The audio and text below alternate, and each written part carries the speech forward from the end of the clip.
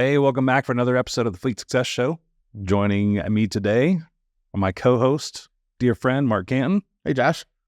So we had an interesting discussion going, and Marc, you just recently moved here. Yep. And you took the opportunity to try something new. Right. There's obviously a lot of debate going on, especially with CARB in California, Mm-hmm. and you can go online, and there's no shortage of opinions on EVs or not EVs, right? But you moved out here and you decided, hey, I'm gonna try this, Right. And you are now the proud owner of an EV. That's right. So I wanted to hear kind of your experience as obviously you own an EV, pros, cons, right? And as a fleet expert, how would you see this impacting running a fleet? Sure. So, tell us, what did you buy? Sure. I bought a Kia EV9. Okay. Mm-hmm. So SUV, SUV, third row, 3 rows, all right. 6 passengers. So it's captain in the middle and just 2 seats in the back. Okay. Yep. Big enough for the kids to all sit in. Yep. Some room for the luggage, kind of a thing. Exactly. Right. Yep. The furthest you've taken it so far? To the Renaissance Fair out east there. What's the name of that town? Is it Gold Canyon, out Gold past Canyon. Apache Junction. Yep. Right. Yeah. And from your side of town, that's probably about a 75-minute drive. Yeah, it took us about an hour 40 actually. So, Yeah, well, you probably hit a lot of traffic. Yeah, exactly. It's nasty out there. Yep. Normal day, 75-minute day. Yeah, but Okay. yeah, it's pretty much all freeway all the way out there until you hit traffic just outside of Apache Junction. So, Right. How did it do? Fine. Yeah, I mean, made it all the way out, made it all the way back. No charging in between. Okay. Yeah, there's definitely no charging. No infrastructure out there. Right. Yeah. I'm parking on the dirt lot. Left at around 80% battery, which was probably reading at like 250-ish mile range at the moment. Well, that's decent range. Yeah, I think it's 300 total, right around 300 at 100%. Okay. And I got back and I was like maybe in the low 30%, something like that. So still plenty of tank. Yep. You were good to go. I was okay. Okay. I was fine. I could probably do like a 3-hour drive as long as there's charging when I get there, kind of a thing, right? So like if you were planning a trip, taking the kids over to like Disneyland or something, Mm-hmm. normally like I would just throw my kids in the car and I'm like, I actually don't know. I know there's a gas station halfway through, Mm-hmm. right? But most of the time I'm like, I'll just fill up in Anaheim, Right. For you, obviously, that would not be a thing. Mm-mm. So you'd probably be planning out and saying, where's the Tesla superchargers at, right? Yeah. Because I don't want to wait forever for a darn, one of those slow chargers. Right. But tell me, like, just what's your experience been like so far? And, I kind of know where you are on the EV spectrum. You and I are very aligned on this, Right. Which is more of this pragmatic approach. Right. Exactly. But how has this experience changed your opinion, or is it still the same? Sure. Well, yeah, I mean, as a lot of folks know, right, I've been analyzing this stuff from a data perspective for fleets for, I don't know, better part of 8 years at this point. And it's funny, a lot of what my data told me is playing out perfectly true. And and then, like you said, there's some day-to-day stuff that, maybe you experience. So, to your point, let's start with that example you just gave, right? You definitely have, at least today, there's a lot more planning. Yeah. So in the past, if I had a road trip and we were rushing and you know how it is with the kids and you're trying to leave. All right, I got a half a tank. Let's just get on the road. Let's just go. I'll stop. I'll get gas, right? You're not, that doesn't work for sure if, for the EV. So to your point, not only is there not that stop there, but I better be fully charged before I go, right? Yeah. And there's certainly that feeling of that. Like range anxiety is a real thing, right? Like you really do begin to feel it, right? And so like for me, I was still working on getting my, I'm going to buy a charge point, not to plug them, but that's the one I chose to do with and to get to a level 2 charger. And usually they'll come with a level 1 charger, which is just literally plug it into your wall and charge, right? So mine says it would take 99 hours to charge. And just running off the 110 volt. Yeah. It's a big battery. So, exactly. Yeah. So what I've been experiencing so far is, Kia, where I bought it, they know I don't have a charger yet. So they were saying, come here, charge it anytime. So on the way home from work, leave here, stop there on Fridays, get a full charge or close to it, enough to that over the weekend it can charge fully. And I hadn't really been using it much on the weekends for that reason. This way on Monday, I can start with a pretty full charge. So it's really just my daily commuter, and my wife uses the gas vehicle. And then on the weekends, we're using the gas vehicle. Right. So, yeah. And by the end of the week, it's like, you're nervous, right? I had a couple of weeks there. You remember there was a few weeks back where I met one of our colleagues, in downtown Phoenix. Oh yeah. So I left here, went to downtown, drove around, that kind of thing, and then drove all the way back out to Surprise, which is northwest, if anybody knows the area. And the next day, I was in trouble. Like I was in trouble. This thing was. You're like, where's the extension cord? Yeah. We need to charge this thing. Yes. It was blinking at me. It was, you are dangerously low. You may break down on the side of, like, it was like the warning signs. They started at below 20% and they just kept getting progressively. And, one of our employees here, Rob, he's a great guy. He was trying to help me. So we went out for lunch and I said, I'll get you Chick-fil-A. You get me a charger, right? Nice. And so we're driving around and we stop at one charger and they're all full. And then we go to another charger and we can't get it to work. And then another charger was for only the employees of the bank. And then another charger. Oh my goodness. So, that, to be honest, that's just, that's part of the experience, right? So, one of the things is if you're going to get an EV, and this is funny because we'll talk about this in like our guide on planning their transition for a fleet, is you need the infrastructure in place first, right? And, like a lot of people, I went out, bought an EV, and all right, I'll go get a charger. And that's been kind of a nightmare, to be honest with you. Well, what's the holdup with getting ChargePoint in? Is it like a supply chain issue from their side? Is it permitting? Is it ChargePoint's no problem. Okay. ChargePoint, I ordered it. I got it in a couple of days, just like if you order an Amazon package. Right. No problem at all. Right? They recommend on their website, hey, they don't have installers, but click this link and you can get some installers. So then you get a company that asks you a bunch of questions about the installation. Just an electrician? Yeah, but you need a certified electrician, and if you want the warranty to work, you got to use one of their approved, okay. right? That's fair. Installers. So then there's like, okay, well, I need to see your electric panel and this and that and all, right? And it's stuff you'd expect, but then you got to apply for the permit, and depending on where you live, some places that might be really simple and easy. Right. Certainly I would anticipate where I came from in New York, it would be extremely challenging. Here in Arizona, so far, it's been a little bit of a pain. They say it's normally 7 to 10 business days. But it's like one of those things where every nook and cranny detail, and if you're missing one, it's the same. Like if you go to build a pool, right? Like, just they can really find this electrical diagram's not written correctly. Exactly. There are stickers on that kind of stuff. Exactly right. It's like, dude, it's going to whatever 30 amp breaker, 240 volt. This is not a big deal. It is what it is. It's on the adjacent wall to the panel. For God's sake, very simple electricity. But all of that, like I think we didn't mark if we were going to do an install or an external, and that one, you have an option to plug or hardwire. So all that detail matters, and so getting the permit is one of the challenges, really, that's people got to think about. So anticipating that time. So I really thought I'd get the car, and I'm not going to knock the guys at Kia; they've been really great, but they allowed me to believe, I would say, that I would probably have this thing charged in a week or so. Yeah. And that's not really the case. It's going to take you a little time. So if once you've decided you're going EV, I'd actually say start that process even before on which EV you've decided you're gonna do. Like ChargePoint, they use the CCS standard. Yeah, exactly. So that'll work for pretty much any EV you're going with now. Right. And that's, years ago that wasn't the case. Bingo. Yeah, and that's less of a concern now too, because now they got all kinds of adapters. So if you pull up to a Tesla charger, you can buy yourself a cheap little adapter that goes down ACS. Yeah, exactly. And you're good to go. So that's been good. But this flip side to that, right? Like it is really nice to never have to stop at a gas station. Especially like I'll tell you, last night I just filled up, and and I'm a 91 octane guy, right? Right. Yeah. I'm the opposite of Mark.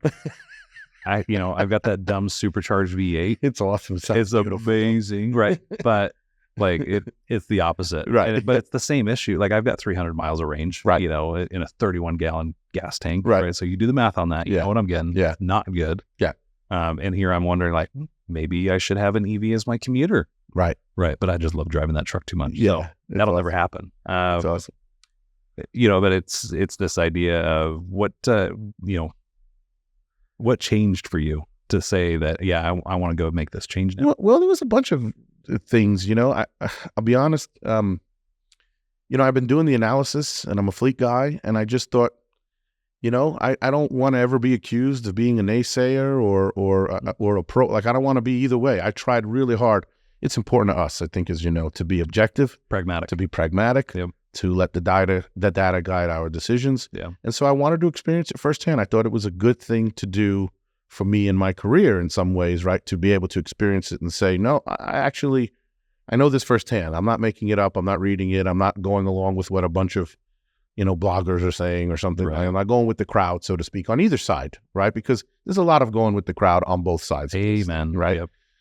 And I don't want to fall in that. So that was part. Even in our own company, we've seen Even in our own company, right? Right. People on both sides. Yeah, exactly. Yeah. It's like, guess what? EVs are not the savior of the universe, and they're not the devil, right? Right. Like, Come on. Yeah.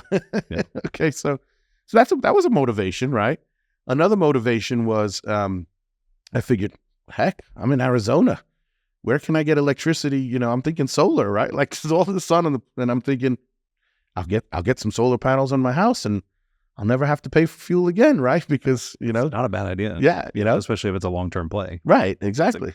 I think, when I hear that people are having infrastructure challenges, my first reaction is, well, like, let's solar the crap out of you. You've got probably you've got a ton of land. Right. Solar everything, right? Everything. And just help offset the, the impact of the EV Right. demand, right? And it'll do quite a bit. Right.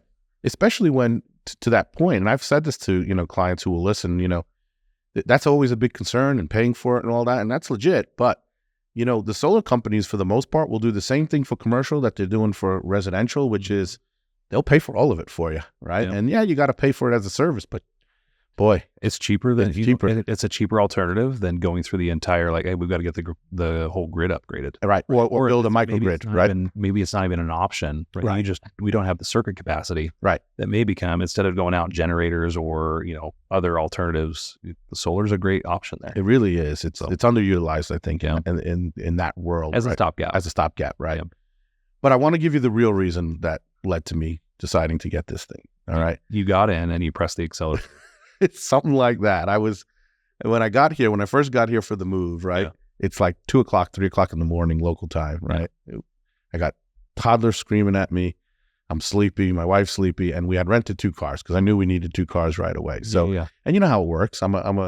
Most, I think, rental companies do it this way, but certainly Hertz does. That's where I was renting. And I have a little status. So, it's like, go to your lane and just take any car out of the parking spot that's in that group, right? So I saw this great quad cab pickup truck, and I thought, oh, great, man, I could use a flatbed. I could move some stuff around. I'm going to grab that. So I go into that thing and I drive, and I'm, exiting the gate, and that kind woman goes, this is an EV, right? And I went, no. I paid for the fuel option and everything. She goes, yeah, the fuel option still applies, but you can't bring it back below 10%. Otherwise, you're going to get fined. And she explained the whole thing to me. Okay. Now I'm nervous. I'm like, what am I going to do? Well, it turns out, I'm like, how am I going to get this thing charged? Mistake. Yeah, this is my mistake. So now, it turns out, though, this is neat. Yeah. All of the local hotels in Arizona, I don't know if this is a regulation or something that you can educate me, but they all have chargers. All of them. I didn't know that. Yeah. So you can go to like all of the Hilton brands and all of the Marriott brands. That might be a chain thing. Maybe. Some of the off the beat ones. Maybe not. Yeah. Maybe not. Right. So it turns out that staying charged while I was staying in the hotel, waiting to get keys and to move into, that was easy. It was only once I moved into the house that you were like, yeah, exactly. But to your point, I drove it. Yeah. And I have never had more fun driving. I can't, maybe when I was like, never experienced torque like that. Never. Right. Like the accelerator, the G forces that you get out of driving an EV are next level. I'm just like the only car that I've had that compares is my truck. Right. Right. And even then, it's like neck and neck. Yeah. It's powerful. Like it puts you in your seat and you feel it. Right. Yes. But it's just life changing. It's life changing. I drove a Model 3. And like that was when I was like, whoa. Yes. This is a whole new world and I love it. Right. Like I want it just for the performance. Man, you're reading my mind. Like the green benefits. Right. Yes. Like I just want a fun, fast car. Right. And, Porsche can go whatever, but like, yeah, give me a Tesla Model 3 any day. Bingo, and it's been, I won't lie, I haven't had so much fun. And then also, I've left New York City, right? I'm in Arizona. And so relative to us, like, to me, like the lane, wide open, the lanes are wide. They all look like interstates to me. I'm on a side street, feels like I'm on an interstate, right? Yeah. And it's just been so much fun to drive. I feel like an 18-year-old who just got his license and nobody's looking. And, like, it is so much fun to drive. And now with the one I have, right, the Kia, right, it's great because I'm in a family wagon. Yeah. And the other day I had a Camaro like roll up on me and I'm looking at him like, and he's smiling and he's revving his engine. And I'm like, so I roll down the window and I go, you want to go? Just for fun, like just to play. 18-year-old kid again. Yeah, I'm an 18-year-old kid again. I shouldn't do this, right? Like thank God I'm not in transportation anymore. I had to live a very long life of being a very conservative driver. Yeah, I'm not in that. So So he goes, what are you talking about? And I go, I bet you I can take you to the light. And he goes, what are you, out of your mind? I go, well, let's just see. Boom. He had no chance. He had no chance. You know, you were an EV. He didn't know I was an EV. I destroyed this guy. It was so much fun. I'm in this family, and it's like happening to roll over. You know what the best part about that though is, right? Like if I were zipping around in a Tesla or in a Kia EV, right? Which actually it wouldn't even fit my family. No, that's past the yeah, exactly. But if I were rolling around town in that, right? Like if I drive my truck and I have fun with it, I watch the gas gauge drip. Right. Like it goes from, 10 miles to the gallon and it's that bad. Right. Yeah. I think when the alignment was off, we were running about 8. Right. Right. Like I can't have fun in it without like paying for that later. And it hurts. At $5 a gallon. We're just about to hit that 91 octane again. Right. Thank you. Target politics. Like it's garbage right now. Yep. But it hurts. Like going to the pump hurts. And you're sitting here just like, oh no, I just charge it home. Yeah. Like I don't see it in the electrical bill. It doesn't hurt too much there. Right. Charging off hours, peak off. Exactly. Because you charge it overnight every night. Yeah. Exactly. Well, and for those who don't know, here in Arizona too, we have super off peak hours. Yeah. Which is from the hours of 10 to 3. Right. Which, is amazing if you're doing EV. Yeah. Like, cause they really want you to use the demand then. Right. But summer it's going to suck because that's when, all the ACs are running and all that stuff. Right here. It was 24/7, but yeah, that accelerator, like it honestly, if you want to talk about the great equalizer and the thing that really can move, us, ICE people off the mark, it's the performance and it's just super fun. It's super fun. It's super fun. But from a fleet perspective, that's a little dangerous. It's a dangerous, yeah. We talked about that with the Ford Lightnings is, hey, you can't just throw, somebody behind the wheel of this. You need to, it's true. There's things we need to do to kind of help limit. I don't think Ford Pro has done this yet. But I've advocated that we should be throwing like torque limitations on those trucks just to help. It's like a voltage regulator on a drill, right? Like I don't need full 3 speed. I need like maybe 2 speed for this guy, right? Or no. This is a 1 speed application. Right. Exactly. I just need to be able to change the voltage of that, of that application. Yeah. Back in my transportation days, I remember when governors were all the rage. So all we talked about with driver safety management, and you could totally see them coming back in vogue right now. Yeah. And I don't need to limit the speed. I mean, you should have a limit on the speed, but just limiting the, it's like a plate restrictor on the NASCAR engine. Yeah, right. Exactly. Like we just need to limit the power. Yeah. So that way, like even the full mash, they're not getting the full application of that. And you know what that'll do too? You'll extend the range of the vehicle. Yeah, you will. Right? You will. Exactly. I'm curious to see if anybody's doing this yet. Come on, Ford Pro. Ted Canis, where you at? So yeah, but it is nice. Like, don't get me wrong. I know a lot of folks have routines, and I haven't. But it's like, you stop at the gas station, and you're not even always getting gas, right? Because maybe that's where you get your daily coffee or something like that. You can still do all that, right? But it is convenient to never have to, like, pause in the middle of your day or something like that. Once you get that charger installed to you, once it's working, right? Yeah, once you get that level 2 or better in charge, and the other thing I'll just say, we won't get into the detail, but like not all level 2s are made the same. So do your research, make sure you're getting something that's going to quick charge for the capacity, that you need. But you got to look at your vehicle because your vehicle is going to have a different capacity. Like the Chevys charge at a different rate than Ford. And that's a different rate than Tesla, right? Exactly. And if you talk to the Daves, like Dave Worthington, Dave Rentschler, they've done a lot of this research as well. They have a great presentation on it because that is like they bought chargers that were the wrong kilowatt application. All of a sudden, they thought they were going to be able to charge at 350, and it turns out that it was like a mismatch. Right. They could only get 80 or 120 out of it. It was crazy. Yeah, exactly. Right. And because, their sales rep either didn't know or misled them, right, they ended up having to redo stuff. Like it just, it's painful to learn that lesson. Yeah, exactly. Right? So you got to do your homework, and it's not as simple as just pull up and press 91. Yeah, exactly. Right? So that's the other side of it. There's some education here that has to happen. Yeah, and that's a great point, right? Like, so, we all have people in our family. Some of us are tech geeks, and you know where I'm going with that. Yeah.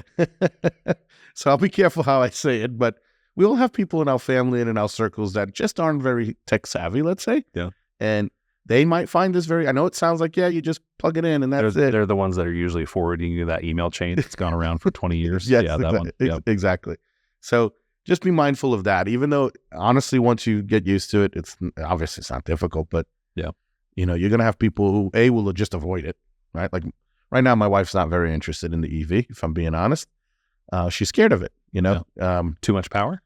No, just the charging thing. Oh. She's scared of that charging thing. Like, while I was away on a trip one time for us, she also had like some low battery stuff like I had with the Chick-fil-A incident. And she just never wanted it. She ended up just barely getting to Kia and just leaving it there, taking an Uber home. Oh my. So it would traumatize me. But it's not just that simple. It's just not. The charger's not there yet. You have to be more thoughtful. You have to plan ahead effectively. Yeah, and they offer you really cool tools. Like, I'm sure all the manufacturers, from what I've read, I know Tesla does, I know Kia does, where they'll say, here's your charging stations and that kind of stuff. And the apps are great. The app tells me, hey, you finished charging. I left it charging when I went away for the weekend. Yeah. I flew back to New York for the Easter holidays, and I left it charging, and like on Saturday night or something, I got an alert, your car's finished charging, that kind of a thing. So they give you neat tools to help you plan, but it is a little different. Like you got to think it through first, at least for now, right? That could change with time as ranges change, as charging times, as the battery technology improves. In theory, you should be able to charge faster. You should get longer ranges, certainly when the solid state battery comes into play, if it ever becomes affordable. But also you'll probably see increases in infrastructure and, and charging opportunities. Even that, you'd still have to, if you had all the infrastructure in the world, you'd still have to plan differently, right? Because, gassing is, what does it take you? 5 minutes to 15 minutes, depending on 5-10. Yeah.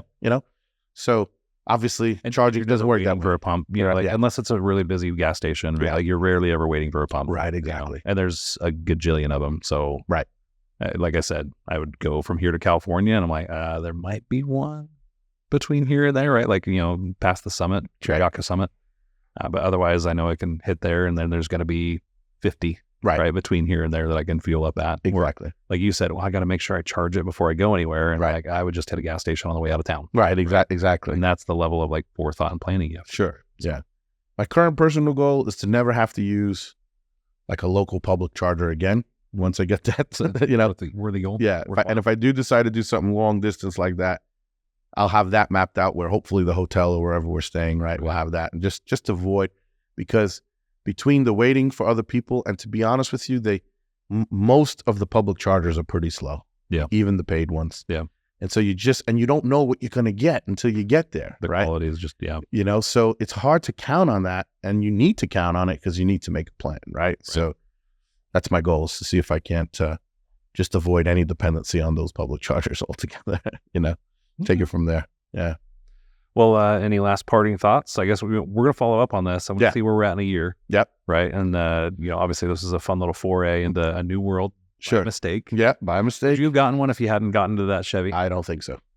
No. I'll be totally honest with you. What my plan was when I got here was to get a plug-in hybrid. Okay. And because that's honestly what we usually recommend, right? Is like a good in-between option, great stopgap. Yeah, exactly. So. Yeah, and we'll talk more about last time about why, the thinking behind that. But most plugins will get you your daily commute in. Yeah. So you get all the benefits of an EV without any of the fallbacks of, the challenges created by the EV, right? Right. So you can kind of have your cake and eat it too. And interestingly, most fleets, at least in the data we've seen, the plug-in will also give them the impact of an EV 95% of the time. So that's interesting, right? So, and what that does is it allows you to go out and get that vehicle before the infrastructure is in place. Exactly. Right. So that to me is a key strategic opportunity. Yeah, exactly. And it's underappreciated. I think it's certainly under deployed, right? It's not the approach most fleets are taking. Right. And hey, let's follow up, because I'll tell you a bit about the math next time. But let's just say the love and the desire to have fun driving the vehicle overcame my logical mind and my mathematical mind. People buy on emotion. People buy on emotion. That all the time. Yeah, right. Exactly. They justify on logic. Yeah. Right. But they buy on emotion. Yeah. So. Yep. Absolutely. All right, guys. Well, thank you for tuning in for another episode of the Fleet Success Show. Signing off for me and Mark. Till next time. Take care.